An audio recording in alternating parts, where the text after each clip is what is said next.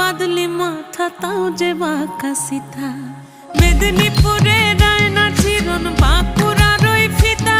আর যতন করে বাঁধলি মাথা তাও যে বাঁকা সিথা পেছ পাড়িয়া রাজগো